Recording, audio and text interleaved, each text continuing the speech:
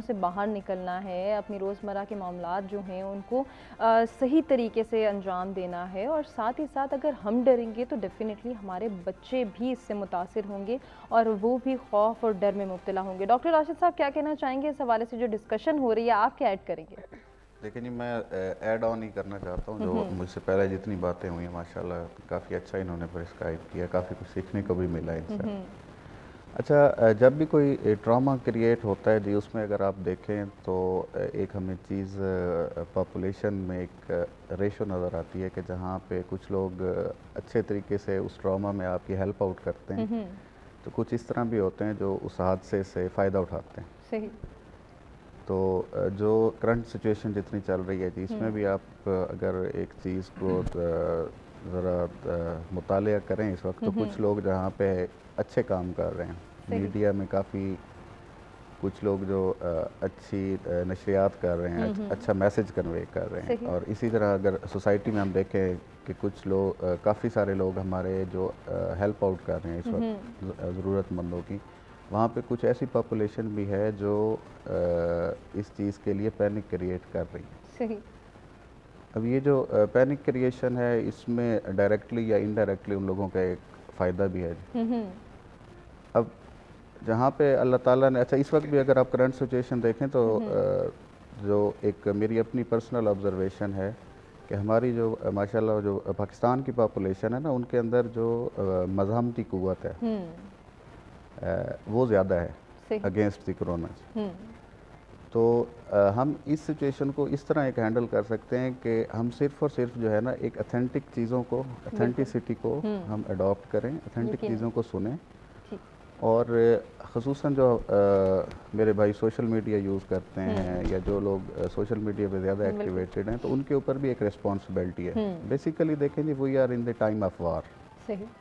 और ये वार कोई एक ख़ास कम्युनिटी की नहीं है, ख़ास नेशन की नहीं है, कोई बिल्कुल। ख़ास रिलीजन की नहीं है। It's the war of humanity. ये एक इंसानियत पूरी की पूरी इस वक्त जो है वो इससे इसकी मुतासिर लपेट, है। जी जी, इसकी एग्ज़ैक्टली सही। लपेट में है। तो हमें हर एक फ़र्द इसमें एक मुजाहिद है, हर एक फ़र्द इसका एक सिपाही है जी। यकीनन। तो हमें हर शख्स को अपनी एक ज़िम्मेदारी का एहसास होना चाहिए।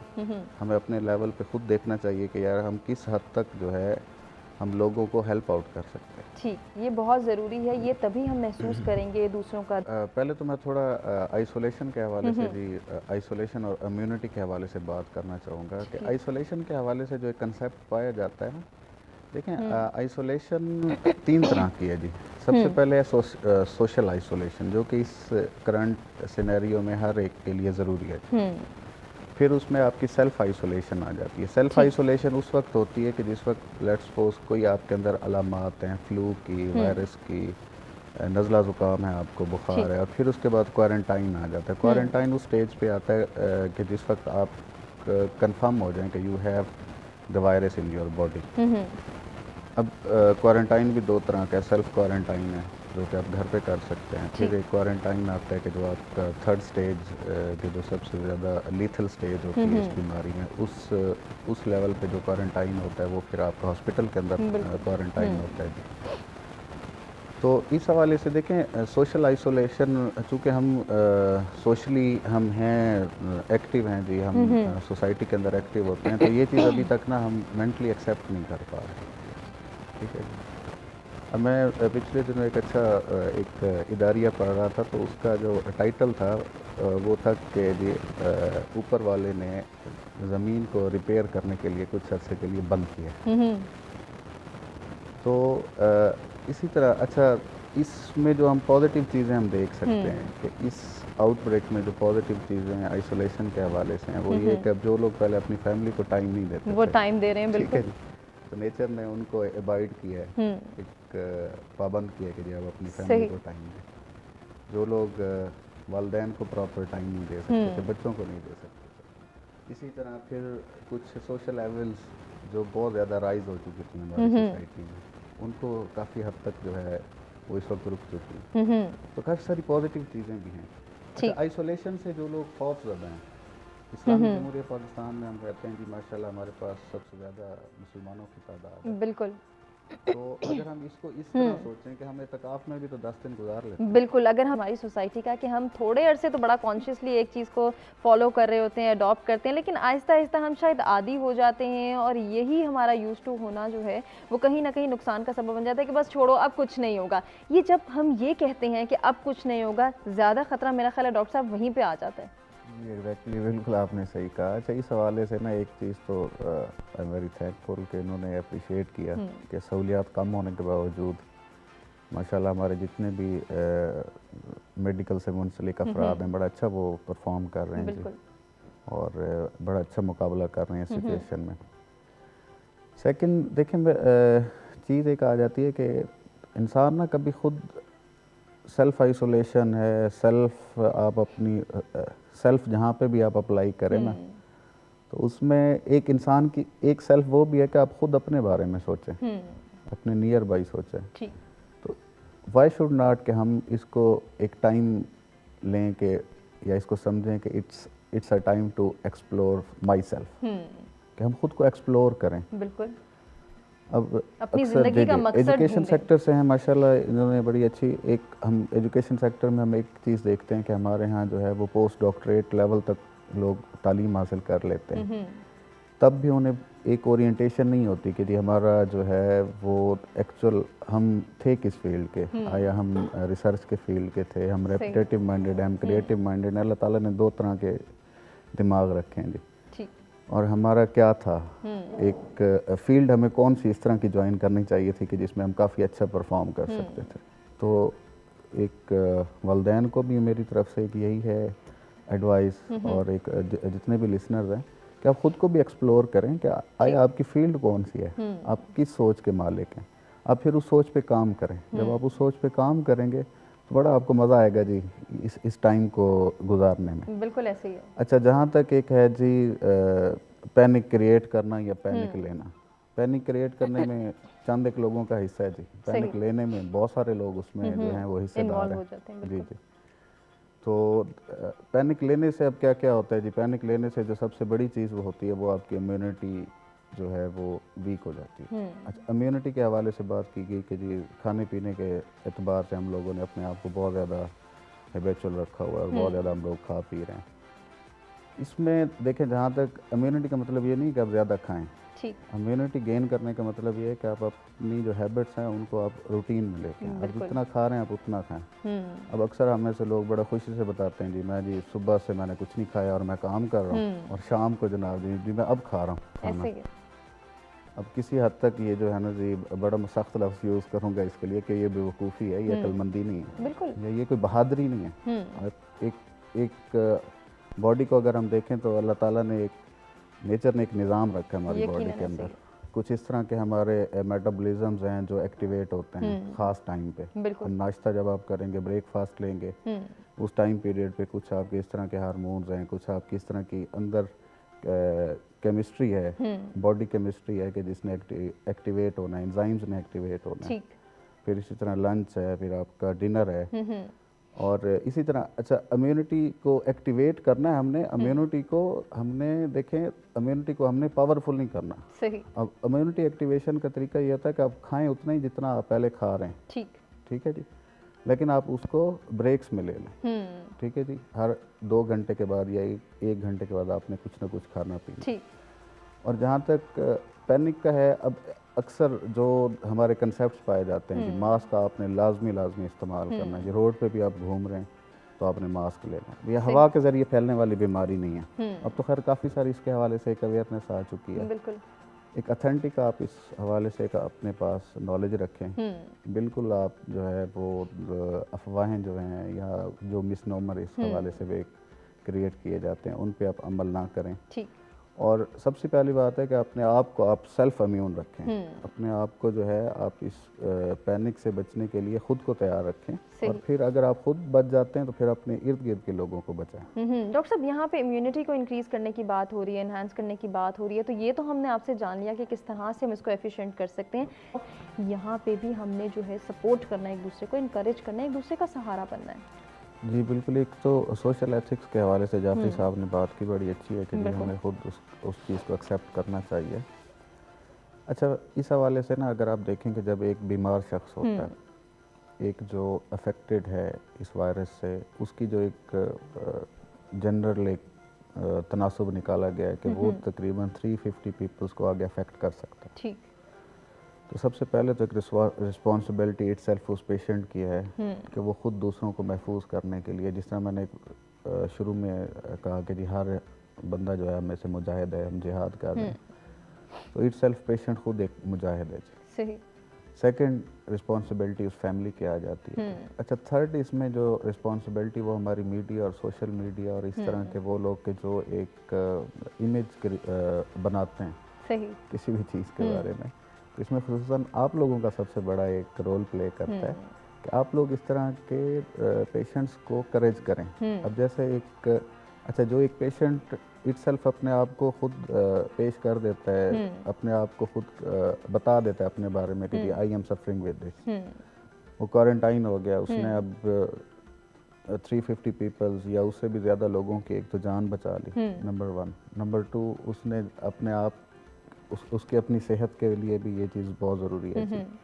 थर्डली ये कि इंशाल्लाह इसमें चूँकि हमारे पास जो है वो रेशो अमवात की बहुत कम है, 0.78%, जो कि दुनिया में सबसे कम है। सही। तो लाजमी नहीं है कि उस डेथ में ही इंसान ने चले जाना है, दी एंड पे मुझे जी कोरोना हो गया डेथ, क्योंकि 80% लोगों में तो ये ऐसे ही गुजर जाता है, उनको पता ही नहीं चलता। ऐसे ही है। अच्छा, जब वो इम्यून होगा और जब वो करंटीना से बाहर आएगा तो इट सेल्फ वो उस वक्त भी नुकसानदेह नहीं है। सही। 35 डेज तक इम्यूनोग्लोबुलिन जी आपके अंदर पैदा होती हैं जब इन्फेक्शन आपको हो जाता है। ठीक। जो कि स्टार्ट होती है 14th डे पे, जो कि 35 डे तक आपके जिस्म के अंदर मौजूद रहती हैं। ठीक। अब एक कंसेप्ट चल रहा है पैसिव इम्यूनाइजेशन का।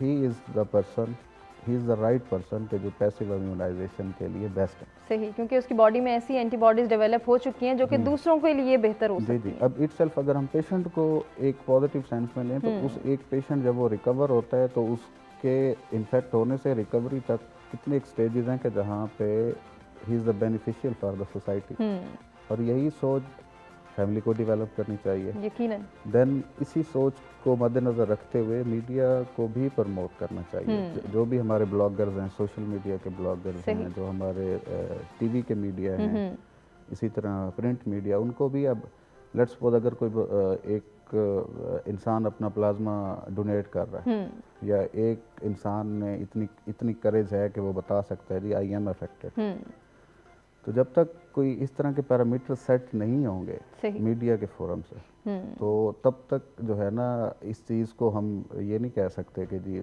सोशली जो है हम इस चीज़ को कि ये पैनिक क्रिएट कर सकता है या नहीं कर सकता। जहाँ तक इम्यूनिटी की इससे पहले बात हो रही थी, इम्यूनिटी के हिसाब से ना थोड़ा सा हमें ये देखना चाहिए कि इन दिनों में हमें अपना फूड चार्ट कौन सा अडॉप्ट हमने किया हुआ है, या हमें कौन सी फूड ज़्यादा इस्तेमाल करनी चाहिए। अब फूड इस्तेमाल करने के लिए हमें सबसे पहले वायरस की नेचर को जानना ज़रूरी है। अब चूँकि इट सेल्फ ये एक इन्वेलप्ड वायरस है, अब इन्वेलप्ड जितने भी वायरस होते हैं इसके हवाले से एक जो कॉमन रिसर्च है और एक यूनिवर्सल रूल है, these are affected by desiccation, heat and detergent. ठीक। इसी तरह फिर एक ख़ास पीएच होती है कि जिसके ऊपर ये ग्रो कर सकते हैं। फिर इसी तरह एक ख़ास उनकी ह्यूमिडिटी है जिसके ऊपर वो ग्रो कर सकते हैं। ठीक। विटामिन सी का इस्तेमाल अक्सर कहा जाता है या विटामिन सी करें, तो विटामिन सी का उसका एक बेसिक कंसेप्ट ये है कि वो हम जो पीएच नेचर है रिसेप्टर की उसको वो चेंज कर देते हैं। इसी तरह कहा जाता है कि जी आप गर्म पानी से अपनी नाक की सफाई करें, गार्गल्स करें। बिल्कुल। तो उसका जो एक मकसद होता है वो ये कि ये 40 to 60% ह्यूमिडिटी पे ये फ्लरिश करता है, 40% पे कम पे भी ये फ्लरिश नहीं कर सकता, और इसी तरह 60% से ज़्यादा 65% पे ये इनएक्टिव हो जाता है। And virus is not a living thing. सही। वायरस जो है वो कोई ज़िंदा चीज़ नहीं है। वायरस एक जीनोमिक स्ट्रक्चर है कि जो हमारे एक ज़िंदा खुलिये के साथ जब उसे होस्ट मिलता है, जब उसे होस्ट मिलता है तो फिर वो आगे रेप्लिकेट करता है। इन्वेलप्ड वायरस का ये होता है कि चूँकि उनका जो एक ख़ास किस्म का खौल होता है जो कि लिपिड्स का और प्रोटीन्स का बना हुआ होता है, तो जैसे ही एक उसको एक हीट होती है, एनवायरनमेंट में टेम्परेचर बढ़ता है, तो ऑटोमेटिकली वो वायरस का जो इन्वेलप है वो डिस्ट्रॉय होता है, और डिस्ट्रॉय सही। होने के बाद ऑटोमेटिकली वो इनएक्टिव हो जाता यानी है। कि हम ये कह सकते हैं कि आने वाले टाइम में जिस तरह से मौसम तब्दील हो रहा है, जैसे जैसे दर्जा हरारत जो है वो बढ़ता चला जाएगा, तो इस वायरस की शिद्दत में कमी इस होगी। हवाले से एक मैं कंपैरिजन आपके साथ शेयर करना चाहूँगा। जो भी लेटेस्ट रिसर्च हुई है उसमें ये देखा गया है, ये जो अच्छा कोरोना वायरस इटसेल्फ को नया वायरस नहीं है, ये तो ठीक। ऑलमोस्ट अब पता चल चुका है जी। 1930s में ये डिस्कवर हुआ, और जब ये 1930s में डिस्कवर हुआ तो उस वक्त ये सिर्फ जानवरों में पाया जी। जाता था। फिर 1960s में इसने खुद को म्यूटेट किया और इस काबिल बनाया कि इसने इंसानों को अफेक्ट करना शुरू किया। मुख्तलिफ टाइम्स पे 2003 में भी इसका एक आउटब्रेक आ चुका है, फिर इसी तरह अब 2019 में भी इसका है, 2012 में भी है। जी। टाइम इसका डिफरेंट था। सही। बाज़ औक़ात इसने गर्मियों में ये स्टार्ट हुआ और सर्दियों में ख़त्म हो गया। और जो अभी इसकी लेटेस्ट जो स्ट्रेन चल रही है, दिस इज़ अ SARS-CoV-2 इसको नाम दिया गया है। जो इससे पहले एक स्ट्रेन थी वो 2003 में आई थी। अब 2003 की और 2019 की जो स्ट्रेन्स हैं ये तकरीबन 86% सिमिलर हैं एक दूसरे से। तो जो इस सिमिलरिटी को देखते हुए एक मफरूज़ा है, ऑथेंटिक बात तो नहीं है अभी, बिल्कुल, कि जी 33 सेंटीग्रेड जब टच करता है टेम्परेचर तो इसकी एरेडिकेशन स्टार्ट होती है, और 38 सेंटीग्रेड पे ये मुकम्मल वैनिश हो जाता है। ठीक। तो हम एक मफरूज़ा कायम कर सकते हैं, एक उम्मीद कर सकते हैं, उम्मीद पे दुनिया कायम है। और इंशाल्लाह I hope being a microbiologist, मेरी जो सेल्फ इस ओपिनियन है वो यही है कि 33 जैसे ही हम गेन करेंगे तो ये एरेडिकेट होना शुरू हो जाएगा इंशाल्लाह, और 38 पे इंशाल्लाह ये मुकम्मल वैनिश हो जाएगा। इंशाल्लाह हम उम्मीद कर सकते हैं। फैमिली का जो रिस्पॉन्सिबल पर्सन है उसके ऊपर किसी हद तक रिस्पॉन्सिबिलिटी ज़्यादा है कि जी वो इन चीज़ों को मैनेज करें। ख़ुसूसन हमारे जो मर्द हजरात हैं, चूँकि हमारा जो है माशरे को अगर हम इसको देखें तो थोड़ा मर्द हजरात का थोड़ा सुख ज़्यादा है। तो हमारे जो मर्द हजरात हैं उनके ऊपर एक रिस्पॉन्सिबिलिटी है कि वो इसको प्रॉपरली मैनेज करें। ख़वातीन उनकी बिल्कुल भी एक इसमें हेल्प करें। जो भी हैं हमारे पेशेंट्स हैं, किसी भी बीमारी में कोई मुब्तला है, वो अपनी अद्वियात को प्रॉपरली जारी रखें। कोई और वो ज़रा ज़्यादा एहतियात भी करें इस वक्त। जी जी, ख़ुसूसन हमारे जो बुज़ुर्ग हैं। अच्छा, अगर इसका हम एज के हवाले से और जेंडर के हवाले से अगर हम देखें कोरोना का, तो 0 to 9 की जो एज के लोग हैं, अप टू 9 ईयर, वो बिल्कुल इसे अफेक्टेड नहीं हुए या लीथल इफेक्ट नहीं है उनके ऊपर। सही। बल्कि इटसेल्फ 9 साल के बच्चों तक तो ये कहा जाता है कि it's work as a immunization, कि ये और ज़्यादा इम्यूनिटी डेवलप करता है उनके। सही। जो सबसे ज़्यादा अफेक्टेड ग्रुप है वो हमारा मोर देन 60 to 70 ईयर, 70 साल के जो अफराद हैं। तो हमें बुज़ुर्गों का मुकम्मल ख्याल रखना चाहिए, उनका प्रॉपरली हो खाने पीने का। अच्छा, पोस्ट ट्रॉमेटिक के हवाले से एक चीज़ मैं ऐड ऑन करना चाहूँगा कि पोस्ट ट्रॉमेटिक देखें, जब ये चीज़ ख़त्म हो जाएगी, ख़त्म होने के बाद फिर काफ़ी सारे इश्यूज़ क्रिएट होंगे। बिल्कुल। तो उस हवाले से सबसे पहले तो हमें आपके फोरम के थ्रू हुकूमत से मेरी गुजारिश है कि वो कोई इस तरह की पॉलिसीज़ डेवलप करें कि आने वाले वक्त में जो है वो जो इंडस्ट्रीज़ हैं और जो वर्कर्स हैं, दोनों जो हैं वो सेफ़ रहें, सिक्योर रहें, दोनों की सिक्योरिटी अश्योर की जाए। फिर जितनी भी इंडस्ट्रीज़ हैं, चाहे वो हेल्थ की हैं, चाहे वो एजुकेशन की हैं, चाहे मीडिया की है, सो ऑन, जितनी भी इंडस्ट्रीज़ हैं, उनके जितने भी ज़िम्मेदारान हैं, ओनर्स हैं, उनको एक चीज़ जहन में रखनी चाहिए, चूँकि ये हम लोग एक आफत से इस वक्त गुजर रहे हैं। तो इस डिज़ास्टर से जब हमने बाहर आना है, तो बाहर आने के बाद जो इसके अफेक्टेड लोग हैं, जितने भी हैं, चाहे वो आपका सफाई करने वाला है, चाहे वो आपका हेल्पर है, जितने भी अफराद हैं, चाहे कोई आपके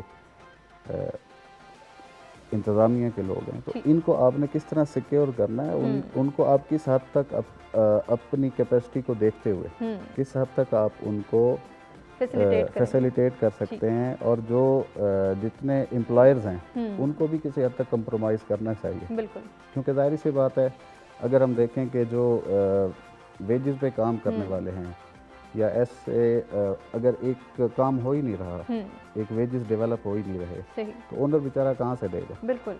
और इसी तरह ओनर को ये सोचना चाहिए कि जी अगर इस वक्त एक डिज़ास्टर चल रहा है, तो आज से 4 महीने या 5 महीने बाद मेरी इतनी कैपेसिटी हो जाएगी कि मैं अगेन इनको यूटिलाइज कर सकता हूँ।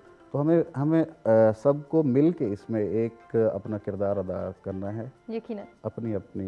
डॉक्टर साहब क्या पैगाम देना चाहेंगे? मैं ये कहना चाहूँगा कि जी ये वक्त भी गुजर जाएगा इंशाल्लाह। वाह क्या बात है, इंशाल्लाह इसके लिए कुछ तदबीर करें, कोशिश करें और एफर्ट्स करें। तमाम मेहमानों का शुक्रिया अदा करना चाहेंगे जिनसे बहुत कुछ सीखने का मौका मिला। और यकीनन नाज़रीन आपको भी हमारा आज का प्रोग्राम पसंद आया होगा, जिसमें हमने ये जाना कि मामूलाती ज़िंदगी मुतासिर हो रहे हैं वबाई अमराज से ज़्यादा हमारे डर से, खौफ से और वहम में मुब्तला होने से। तो इन चीज़ों को कंट्रोल करना है, मैनेज करना है, एक हद तक डरना भी है, लेकिन मुकाबला करना है और लड़ना है कोरोना वायरस से, और बचने की भी हर मुमकिन कोशिश करनी है। यही पैगाम है। इसी के साथ आपसे चाहेंगे इजाज़त, अपना ख्याल रखिएगा, अपने फीडबैक से आगाह कीजिएगा। अल्लाह के